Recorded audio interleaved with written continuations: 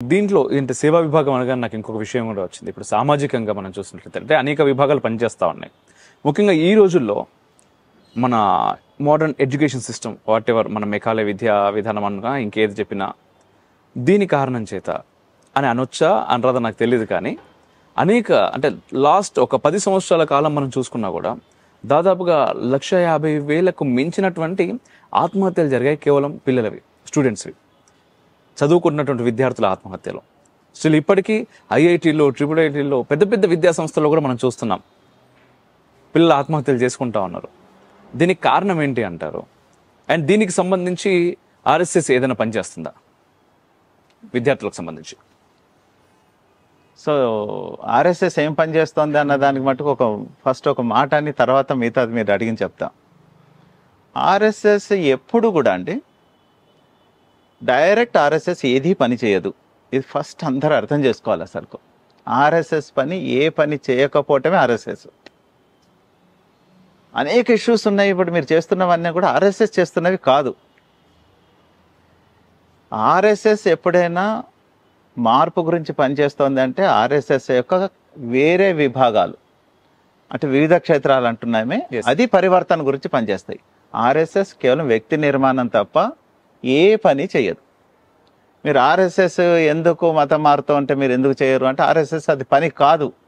RSS వ్యక్తి నిర్మాణం. వ్యక్తి నిర్మాణమైన పని ఆ పని చేయకపోతే వాడిని అడగచ్చు, ఆ బాబు నువ్వు ఆర్ఎస్ఎస్కి వెళ్ళావు, వ్యక్తిగా తయారైనవు, ఇంత ట్రైన్ అయినవు, ఎందుకు నీ ఊర్లో కన్వర్షన్ అవుతుంది అంటే అతను సమాధానం చెప్పగలుగుతాడు. కాబట్టి ఆర్ఎస్ఎస్ మటుకు ఏది చేయదన్నది ఫస్ట్ గుర్తుపెట్టుకుంటే మిగతాదంతా కూడా చెప్పుకోవచ్చు. రెండో మీరు అడిగింది ఏంటంటే విద్యార్థుల ఆత్మహత్య గురించి. ఒక్కటే యాంగిల్తో ఎప్పుడు కూడా ఆత్మహత్యలు జరగట్లేదు. చదువు ఒక్కటే తప్పు కాదు. ఎస్, చదువులో ఉన్నంత లోపాలు మన దేశంలో ఉన్న ఎడ్యుకేషన్ సిస్టంలో ఉన్నంత లోపాలు ప్రపంచంలో ఎక్కడ ఉండకపోయి ఉండొచ్చు.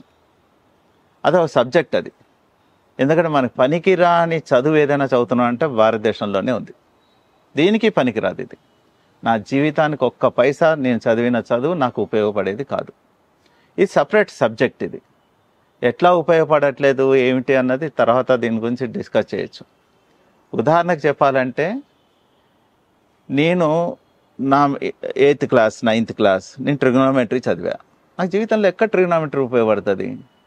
క్యాలిక్యులస్ నాకు 8th class 9th class 10th క్లాస్లో చెప్పారు. 9th క్లాస్ నాకు జీవితంలో నాకు ఎక్కడ ఉపయోగపడుతుంది?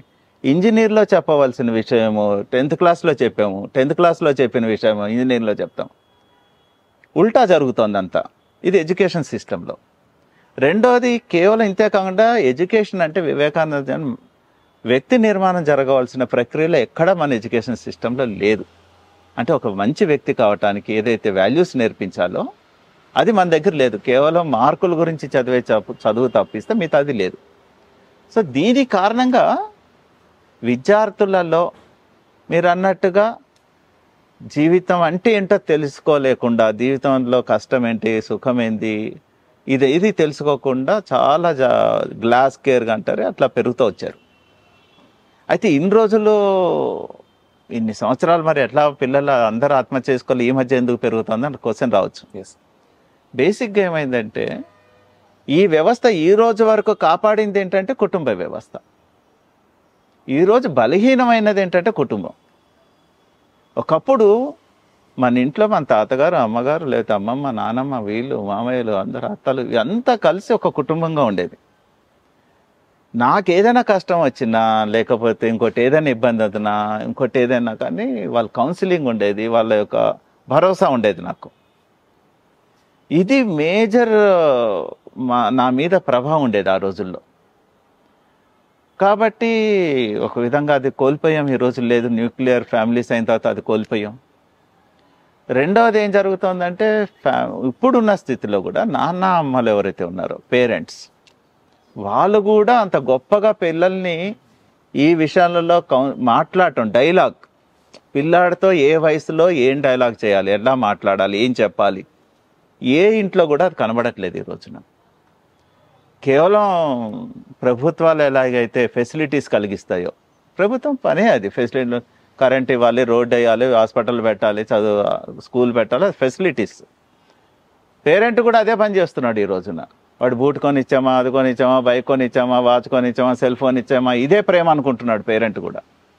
ఫెసిలిటీస్ ఇస్తున్నారే తప్ప పిల్లాడిలో కష్టాల్లో నిలబడటం ఏంటి, ఎలా నిలబడాలి, లైఫ్ అంటే ఏంటి, ఇవన్నీ నేర్పినవాడు ఒక్క డైలాగ్ చేస్తున్నవాడు లేరు. బిజీ లైఫ్ అంటున్నారు కానీ దేంట్లో కొట్టుకుపోతున్నామో మనకే అర్థం కావట్లేదు. కొడుకుల్ని పిల్లల్ని పెంచటంలో కూడా టైం లేని బిజీ అయితే జీవితమే వేస్ట్. అది అర్థం కావట్లేదు ఈరోజు కూడా. కాబట్టి కుటుంబ వ్యవస్థని మనం మళ్ళీ స్ట్రెంగ్తన్ చేయనంత వరకు పిల్లాడు ప్రవర్తన ఇట్లానే ఉంటుంది. ఎందుకంటే ఎడ్యుకేషన్ సిస్టమ్ మారాలి, రెండోది పేరెంట్ మారాలి. ఈ రెండు మారనంతసేపు ఏం జరిగేది లేదు. వీక్ అవుతున్నాం మనం. అందుకనే సంఘ కూడా ఈ రోజుల్లో పంచ పరివర్తన అని చెప్పి మాట్లాడుతున్నారు సర్సంఘ చాలక్జీ. కుటుంబ వ్యవస్థని ఈరోజు మనం కాపాడుకోవాలి. ఇది రైట్ టైం. ఇప్పుడు కాకపోతే మరి రేపటి రోజు లేదు. కుటుంబ వ్యవస్థని స్ట్రెంగ్తన్ చేయాలి. అది మన ఇంటి నుంచి ప్రారంభం కావాలి. మనం రోల్ మోడల్గా ఉండాలి. మన కుటుంబం చూసి మిగతా కుటుంబాలు ఇట్లా ఉండాలని అనిపించాలి. అన్నీ పాటించాలి. దాంట్లో పిల్లల్ని పెంపకం నుంచి మొదలు పెడితే ఇంట్లో ప్రేమలు, ఆప్యాయతలు, అటాచ్మెంటు, పెద్దల్ని గౌరవించడం, ఇవన్నీ కూడా రావాలి. ఇవన్నీ పోయినాయి.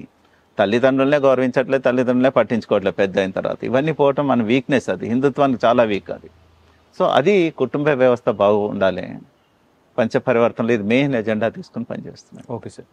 అందుకే సార్ ఈ 35 ఏళ్ళ మీ జర్నీలో చాలా మందిని కలిసి ఉంటారు, చాలా సమస్యలు చూస్తుంటారు. అండ్ 2 ప్రశ్నలు. ఒకటి, హిందుత్వ విషయంలో ఈరోజు చాలా సమస్యలు ఎదుర్కొంటుంది హిందుత్వం. దానిలో ప్రధాన సమస్యలు ఏదైనా మీకు ఏమైనా కనిపించాయా, అండ్ ఎందుకు అనేది ఒకటి. రెండవది, దేశం గురించి ఇప్పుడు మీరు ముందుగా మాట్లాడారు, హెడ్ గవర్జీ గురించి మాట్లాడుతూ వారు ఒక కోట్ వేసుకునేవారు. ఎందుకయ్యా ఆ కోట్ వేసుకునేవారంటే లోపల చొక్కాకి బొక్కలు ఉండేవి, అవి కనిపించకుండా కోట్ వేసుకొని తిరిగేవారు, నేను దేశం కోసం ఏదో చేయాలి అని. కానీ ఈరోజు మాట్లాడితే కొంతమేర, అందరూ అని నేను చెప్పలేను, బట్ ప్రతి దగ్గర కొంతమేరే దేశం నాకేమిచ్చిందని నేను ఈ సమాజం కోసం పనిచేయాలి, నేను అనే భావన చాలా ఎక్కువగా అయిపోతూ ఉంది. ఆ భావన రావడానికి గల కారణం, ఆ పోవాలంటే ఏం చేయాలి? రెండవది, ఈ 35 ఏళ్ళలో మీరు హిందుత్వం విషయంలో బలహీనపడడానికి ఎదుర్కొంటున్నటువంటి అతిపెద్ద సవాల్ ఏంటి? మీ ప్రశ్న నేనైతే ఏకీభవించాను. హిందుత్వం వీక్ అయిందని మటుకు నేను ఎప్పుడు, మీరు అన్నారు ఎందుకు వీక్ అవుతోంది అని, వీక్ కావట్లేదని నేనంట. ఓకే, హిందుత్వం ఏం వీక్ కాలేదు.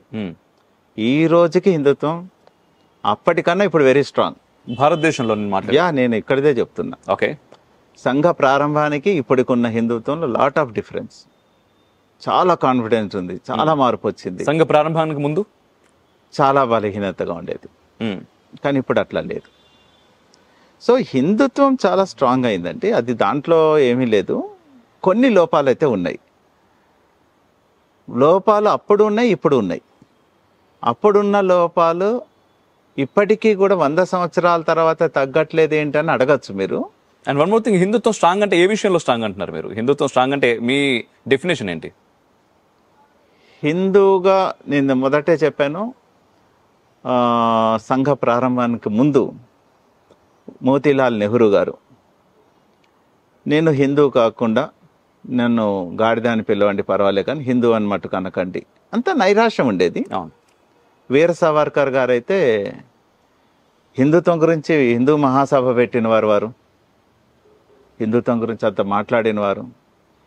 చనిపోతే ఏమన్నా, నేను నా తర్వాత హిందుత్వం లేదు, హిందుత్వం ఒక చిట్ట చివరి చావుకేక నేను వింటున్నాను, నా తర్వాత హిందుత్వం ఉండదు అని చెప్పాడు ఆయన. నెహ్రూ గాతే యాక్సిడెంటల్లీ ఐఎమ్ హిందూ ఆయన అన్నారు. అంటే అట్లాంటి ఒక స్థితి ఉండేది ఆ రోజుల్లో. ఇప్పుడు ఎవరైనా అంటారండి? ఎవరైనా మీరు హిందుత్వంలో స్ట్రాంగ్ కాలేదంటే ఇప్పుడు ఎవరైనా అట్లా అనేవాడు ఉన్నారా అని? నేను గాడిదిగా పిలవండి కానీ హిందూ వద్దనేవాడు ఎవరైనా కనబడతాడు? ఏ వాడు అన్నారు. అంత మార్పు అయితే వచ్చింది.